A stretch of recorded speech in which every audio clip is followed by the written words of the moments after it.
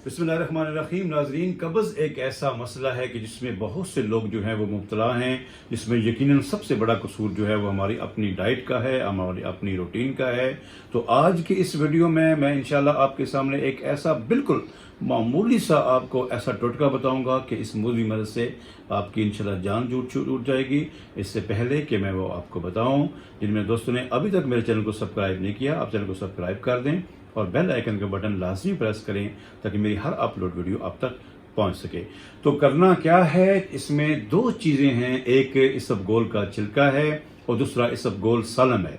तो इसमें जब भी आप खाना खाने लगें, दोपहर का खाना हो, रात का खाना हो, खाने के सिर्फ 10 मिनट पहले आप 1 चम्मच छिलका इसबगोल का इस्तेमाल करें।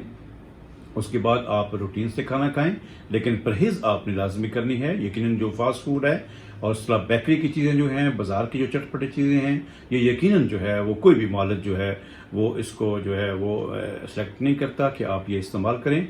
और उसके बाद 1 चम्मच साबुत इसबगोल का रात सोते वक्त आप नीम गर्म दूध के साथ इस्तेमाल करें और चंद दिनों में इंशाल्लाह आप देखेंगे कि आपकी तबीयत जो है वो बेहतर है और रूटीन से आपको जो है वो स्टूल आ रहा है।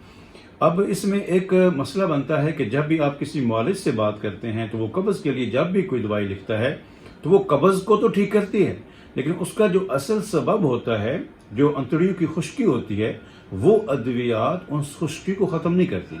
मुझे उम्मीद है कि इंशाल्लाह ये नुस्खा जो है न सिर्फ वक्ती तौर पे आपको रिलीफ देगा, वक्ती तौर पे आपके लिए बेहतर होगा, बल्कि इंशाल्लाह ये वो रतूबत भी पैदा करेगा जो कि खुश्की पैदा करती है और जो कि कब्ज़ का सबब बनते हैं।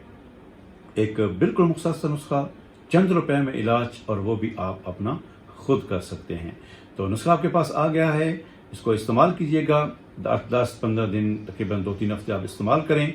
अगर फिर भी आपको बेहतरी ना हो तो आप मेरे व्हाट्सएप नंबर पर कॉन्टैक्ट कर सकते हैं, फिर इंशाल्लाह आपके लिए कुछ और तजवीज़ करेंगे। दुआओं के साथ इजाज़त चाहूँगा। अस्सलाम वालेकुम रहमतुल्लाहि व बरकातहू।